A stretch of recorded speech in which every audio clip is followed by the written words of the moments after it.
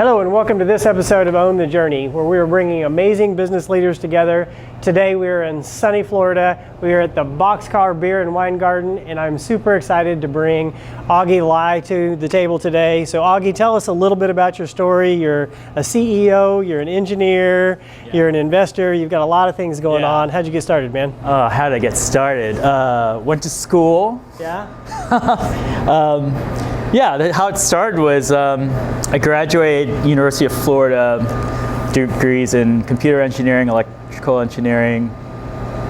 Put my resume out there. Had a few offers from some big companies, General Dynamic, Western Digital, Wilcoxon. But the fourth offer was interesting. It was from a startup company here in Gainesville. Doing robotics, and the pay was miserable. Job security was nothing. But I walked into their basically garage where they were building these UAVs, and I was like, this is how Google started, and this is how Apple started in a space of just basically 3 engineers at the time, wires everywhere. But you know what? Let's give this a shot. So I joined that first company, and the magic happened. Within 6 months, we raised $2.2 million. Wow. The company grew to 35 people, and we achieved something no one else did at that time. We were designing this UAV that could see trees and buildings and fly around them autonomously. Oh, wow. And that was never done before. And that sort of got me addicted to this whole lifestyle we call, startup world. Yeah. So that was how I got started. And then from there, it divulged into all the crazy things people know me for. Yeah, so talk to us about entrepreneurship. I know you've got a passion for building new companies, not just in the startup arena. Some of them are, some of them aren't, where you're involved and engaged. So, the heart of an entrepreneur, always building. Talk to us about that for you. Yeah, so I think the heart of the entrepreneur is really, you have to answer the question, who am I? What do I like to do? Now, for some people, it's I love designing circuit boards for pinball machines. Yeah. Awesome. Maybe you can start a pinball company. And run with that. And so for some people, it's I really like trucks. Maybe you should start a trucking company, and you can do really well. So basically, first question you need to ask is, what do I like to do? What do I love to do? And then just jump in head first. You always have to jump in head first. Yeah, that's awesome. So when you're an accomplished guy that gets, I'm sure, approached on a regular basis, and you come up with your own ideas, and there's opportunities everywhere. How do you decide what to dive into? I mean, you probably have to say no way too. Oh yeah. Warren Buffett, he actually says the best CEOs are the ones that can say no, the word no. Wow, that's a tough question. I would definitely say, well, look at all the data. You have an idea, cool. Yeah. There's a million ideas. There's a million great ideas that will make $1 million. Gather as much information about the subject that you want to approach. And here's another big thing. Ask questions. Build a great network of mentors and other CEOs and other entrepreneurs, and ask them, hey, what do you think of this? And it's part of the data gathering phase. And then I guess ultimately at the end, it's would I really love doing this 60 hours a week for the next few years that it will take to make it a success? That's a really good question to ask yourself. You're basically going to be married to that product, idea, and company for the next few years. Wow. So better love it. Yeah, that's awesome. So would you be willing to do it for 60 hours a week? Would you love doing it and enjoy doing it? I love it. So if when you are starting to launch a company, you say yes. How do you put the right leadership team together? I mean, it's really hard to get that charisma right. Yes. So, I mean, I don't say it as good as others. I mean, Steve Jobs said himself, the most important thing is recruiting. In fact, he spent something like 25% of his time on recruiting, 25% of his time recruiting. Wow, I didn't realize. Yes, and that just tells you how important surrounding yourself with great people is. So it's building up your network, meeting amazing, intelligent, hardworking people, and then bringing them into your team. Yeah, that's crucial. How do you define what's a good engineer? I mean, there's coders that are legends, but they're assholes to work with. Yeah, I mean, understand. how do you determine what's a good part of or good? Okay, so evaluating a good worker, a good employee, there's 3 criteria, and they're in this order. Number 1, are they a good moral person? Okay. Are they a good moral person? Very important. Number 2, are they hardworking? Do they love to work hard? Very important. Absolutely. And number 3 is, do they have the skill set to do the job at hand? And it's in that order. Yeah. You look at those 3 characteristics, and you will find a fantastic employee. Yeah, I love it. So when you talk about what it means, I want to jump to number 2 real quick when it comes to working hard, because in the startup arena, I mean, it's not like you're punching a clock. It's not the 8 to 5 job. No. I mean, it could be 60 hours. It could be more. I mean, I'm sure you've burned 80 hours many times. So, so that commitment to the outcomes and the belief in the long term is got to be crucial. Yeah, absolutely. I mean, the startup is not just like it's a lifestyle. Yeah, and you love it. Living the startup life is a lifestyle. It's a life choice, and there's really no way around it. Yeah. So I have to ask then. I mean, it's got to be a little bit tough in a family environment to live the lifestyle of startup with a family. How do you balance it? I mean, well, I don't have a family. I have 3 cats, though. I mean, I've known some great entrepreneurs that are able to balance it out. Yeah. Not saying it's impossible, but putting in the long hours is sort of mandatory. Yeah. There's no way getting around it. It is a commitment. Yeah. You're married to your company. Yeah, absolutely. And then as the company grows and becomes more successful, you're a big believer in investing in philanthropies and absolutely. Absolutely. I mean, one of the things that goes into a company is creating culture. Yeah. Creating a company culture, and culture extends beyond the walls of your office. It goes into the community. So you create this amazing culture within your community. Your company's going to be that much more stronger. Yeah, I absolutely agree with that wholeheartedly. So one of the things that I've heard, speaking of culture, is that when you're evaluating a startup and in some of the new ideas and things, oftentimes you're not really just investing in the product. You're betting on the person. It's all the people. Yeah. It's always the people. It's always the people. So the product, it can check the boxes all day long, but if they don't have the right DNA. Yeah. Well, what happens most of the time, especially with startups, is you'll have to pivot. You have to change your idea. Talk to us about that. Oh, I could have some crazy pivot stories. Yeah, I want to hear. So back in 2010, I started the video game company, and we were making the first Dungeon Defenders game. Yeah, you got the shirt on? Yeah, I got the shirt on. Yeah. So we're making this game called Dungeon Defenders, slated to be launched in August, September 2010, Xbox, PlayStation, PC. And what happened was we were in the middle of the greatest recession of our generation. Yeah.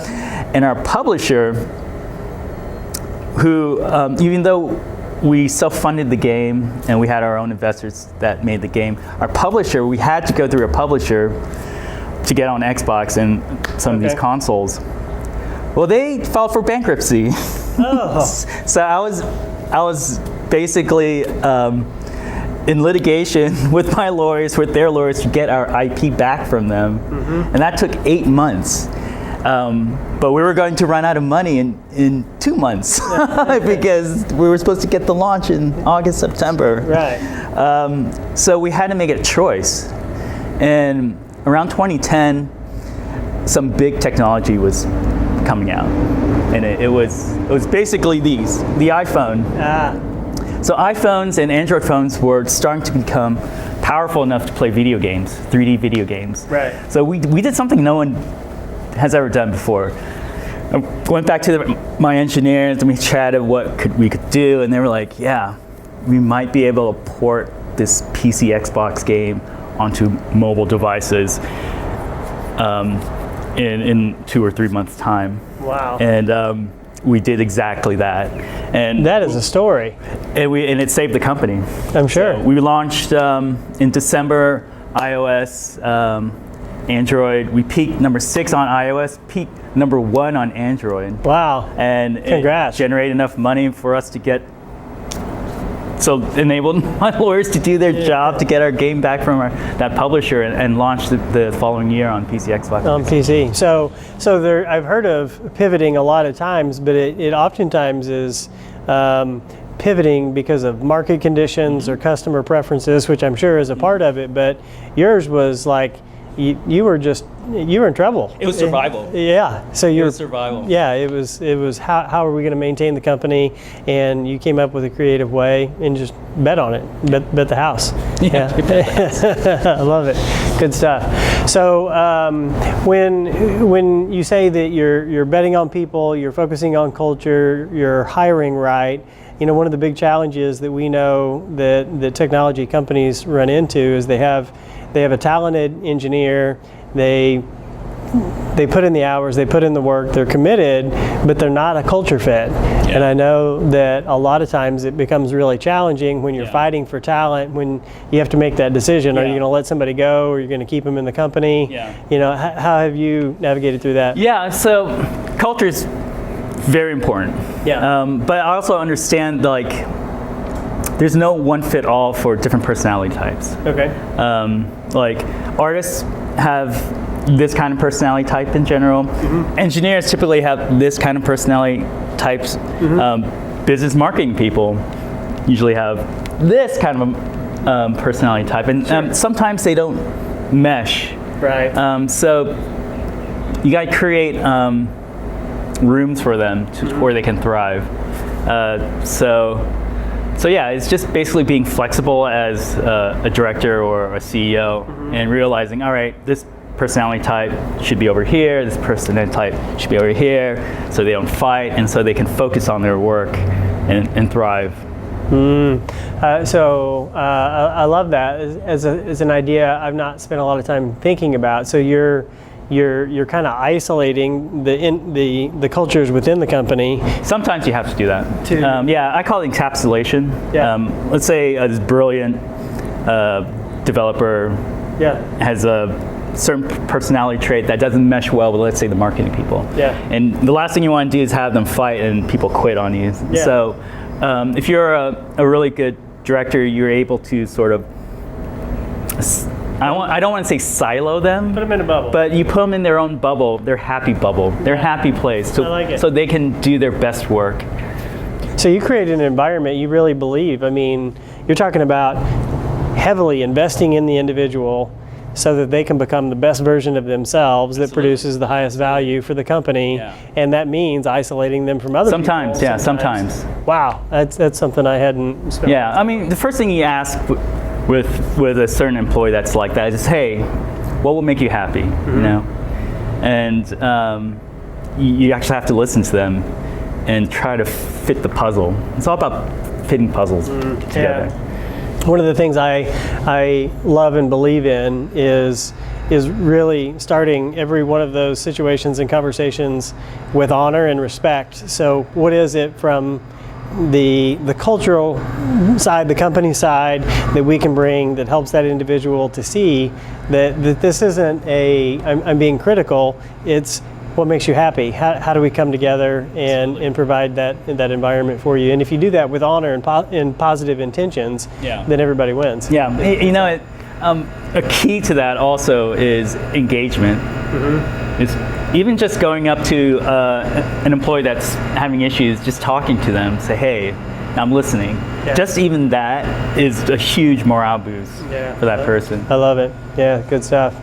So through your experiences, you've been the investor, you've been the CEO, you've been on executive teams, you've kind of done it all. If we start at the top and we say, what makes a good investment team, and what, more importantly, when interacting with that investment team, what makes for a good leadership team so that the investment group feels comfortable, that they're making sound investments? How have you seen that work or not work that people should be aware of if they're out there today and they're like, okay, I'm going to do a startup. Yeah. What's the strategy for being successful in managing those investors?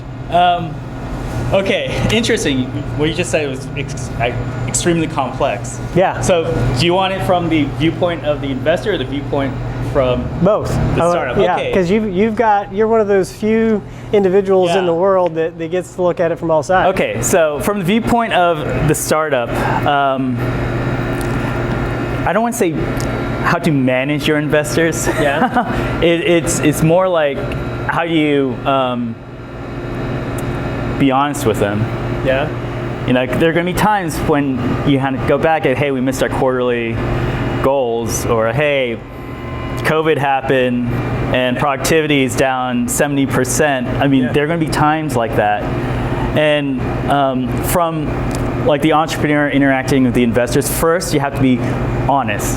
Yeah. You're not dealing with stupid people. These guys are very smart, and the last thing you want to see is you lying to them. Right. You do not want to. Just be straight up honest. You know, you see that email or text message, you immediately just pick up the phone and be like, yeah, this happened. You know, and we're figuring out a plan to get us out of this place. Right. So that's number one. Be brutally honest. Okay. Number two is always have a plan.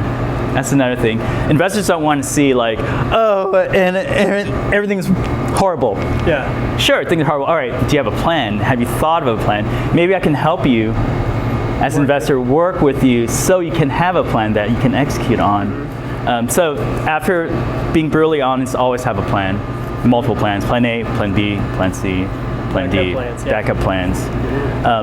Now, as an investor looking at potential investments, here's what's interesting. It's multifaceted. You need one person that is a super networker. Okay. That literally goes out and meets 50 companies a month. Wow. Like, I wouldn't say salesman-ish, but like this super networker needs just to be out there. Builder. Out there. Everyone knows him by name. Yeah. He's a go-getter, someone that's hyper social. And here's the thing: that person doesn't necessarily need to find that one gem. He just needs to look at everything. And then you need a second team that can comb through all the noise and be like, wow, that's the diamond right there. Wow. So you need one person out there like making friends with everyone. People are pitching. And then you have a second team that's very methodical, very smart. Like, all right, that's a process. Oh, there it is. That's the gem. So there's two sides from an investor standpoint with startups. Yeah, I hadn't thought of it. You know, I think about the, well, here we are. They called the police on us, but I guess we're drinking too much. Yeah. So maybe circling back to that, I hadn't thought about it from the investor side of having that social and that networker out there. I've always envisioned that it's really more of the entrepreneur that's trying to get the investments, that's going and making those. But really, when the deal comes along, you want those brilliant minds coming to you. So you've got to have those connections before the ideas come. Yeah. And here's another thing. Most entrepreneurs will sign with someone they can trust. Yeah. So if that super networker out there, he's building that trust, and this trust takes months, years to build. Absolutely. You don't close a $30 million deal overnight. It takes months, most likely 1 or 2 years to close from initial contact. So building that trust between the investment firm and the startup entrepreneur is crucially important. That's brilliant. I love it. Okay. Well, so talk to us for just a second. You're also quite the musician. I'm jealous. I'm not. I play the drums because I can't do anything else. I can beat on things though. Yeah. So how has that influenced your? I mean, you bring the arts into the workplace, and I mean the creativity. It's got to be something special. Interestingly enough, I would say my first startup was my rock band. Oh wow. So at 20 years old, I joined this rock band, and we toured for 3 years. Oh, wow. Hey mom, I'm quitting school. I'm going to tour with this rock band for 3 years. No, it's a disaster. But that was a startup, you know? Like, from the inception, it was like, hey, we're going to do something no one's ever done. We're going to play music no one's ever written. We're going to write our own music. We're going to jump in a van and go across the continent. Every day we're going to play different shows. Hopefully we make enough money to feed ourselves. We have our burn, which is gasoline and food, you know, and see what happens. Of course, it failed. Well, if you made it 3 years, it didn't totally fail. Yeah, well, and you know, you're gonna work crazy hours. Like every night we didn't finish until like 2 a.m. Slept at 4 a.m. Woke up at noon and did that day after day. And most importantly, you learn about people. Like working with 5 other bandmates, you learn to like adapt to his personality type and his personality type, and they're all brilliant, but they all have different personalities. That's something that people don't really talk about. It's as a CEO, as an entrepreneur, you're going to have to deal with different kinds of personality types. They're all brilliant people. You need them on your team, but how do you manage this guy who wants to like not be happy with this guy, but we need them. You need to hold them by the hand. We're like, all right, guys, we're going to work together. We're going to achieve something amazing. We only can do it together. Yeah. That is sort of key. Awesome. So what you do to bring that team together is you get them focused on a common purpose. You are absolutely correct. I call it the idea on the pedestal. Okay. So you have an idea, you have a goal, you put it on the pedestal, and this thing on this pedestal is bigger than you. It's bigger than me. It is bigger than all of us. And we need to be focusing on that instead of trying to jab each other. So the purpose or the pedestal, purpose on a pedestal, is more important than any bickering. Exactly. And if you can achieve that focus in your company, you're halfway there. Wow. And a lot of problems will dissolve away because that's more important. Well, I mean, we've seen it time and time again in small businesses, you know, whether it's a mission-driven organization or whether it's just the small business owner trying to survive, and it's like we got to rally the troops and we can't bicker because we got to keep the wheels on the bus. I mean, whatever it is, that common purpose really does make a big difference. So, talk to us about being the CEO. I mean, obviously the dynamics of people. You're managing investors. You're managing deadlines. You know, it's a tough job. Interestingly enough, I had no desire to be CEO. Yeah. I came out of school. I was perfectly happy just programming. Yeah. Being the programmer. And then when I started this video game company, at the time it was just 5 of us nerds programming. We were all developers, and you know we wanted to make this game Dungeon Defenders, and we looked at basically how much it would cost. Like, oh my gosh, we have to hire 30 people. It's going to take a small army to make the game that we want. We're going to have to raise money. There's no way around it. We're going to have to raise hundreds of thousands of dollars. No way around it. Right. And out of the group, I was the only sort of social person. So like, okay, fine. You know, I know some investors from the previous startup that I started. Like, I could go talk to them and try to raise some money. And yeah, so they're like, all right, we want you to be CEO then. Like, go raise the money. And I liked it. It was fun. It was a new challenge. You seem like the kind of guy that needs a mission. You're it's always a mission. Yeah. Yeah. You know, in fact, like all this month in my head, you know, I ask questions. And as a CEO, as an entrepreneur, you ask questions. You ask yourself questions. And, you know, I'd say like in the last few years, I would ask the question is, I want something to be this. I want something to be this. And that's the wrong question. You should not be saying, I want something to be this. I want this to happen. Really, as an operator, as a CEO, the question you ask yourselves, and definitely emotionally, the question you ask yourself should be, I need to do this today. I need to do this. An action-driven mentality, like, all right, I need to push out these emails to close this deal. That's where you should tie your emotions.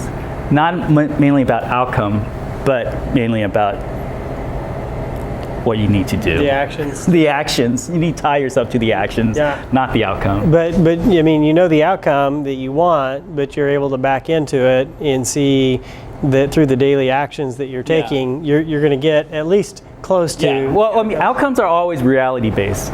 The outcome is what reality tells you. Yeah. The universe has told you this was right. Yeah. Or the universe tells you this was wrong. This was wrong. But as a human being, you should not be focused on that. You should actually be, as a human being, emotionally, you should be focused on what I need to do to do this. And towards that goal. Yeah, yeah. And would probably assume that a part of that is who do I need to be to take the actions to do. Absolutely, absolutely. Who do I need to be on this bus? Yes. To help me get to that place. Yeah. So you mentioned that the universe sometimes tell you it's wrong. Yeah. You've been there, I assume. All the time. We all have. And, you know, we hear a lot of stories about this idea of falling forward and failing, but embracing the failure and learning from it and moving on. Yeah. What's your experience? What have you learned? Oh, okay. Interesting. Especially in startups, especially tech startups, because burn is typically very high. Because programmers are very expensive. You sort of want to fail fast. Yeah. People don't really talk about this. That is sort of one of the advantages of Silicon Valley and San Francisco. Just because of how expensive it is to live in San Francisco, you're forced to fail fast. You can raise $2 or $3 million. It's gone in 8 months. Wow. Unless you have significant traction, within a year, you're dead. Yeah. Even if you raise 2 or 3 million. So they fail fast. So they have high churn with startups. And that's partially the reason you see a lot of successful startups coming out of areas, because how fast they cycle through ideas, through people, fail fast. Fail fast. And in your own life, where have you failed fast or failed slow and had to recover? Oh, it happens all the time. Yeah. Happens all the time for various crazy reasons. Yeah. But failing fast is necessary. It's necessary evil, or necessary reality. It's school, effectively, right? Yeah. It gives you what you need to learn the next thing. Absolutely. Yeah. So what's on the roadmap for you? Where are you headed? What are you excited about? What are you seeing? I mean, you hear about augmented reality. Oh, yes. The 3D games obviously have gone gangbusters, but what's next? I'll just say it right now is we're looking into the next generation of video games. And next generation of video games, in my opinion, is not on a screen. It's on a headset. Yeah. So embracing the augmented virtual reality.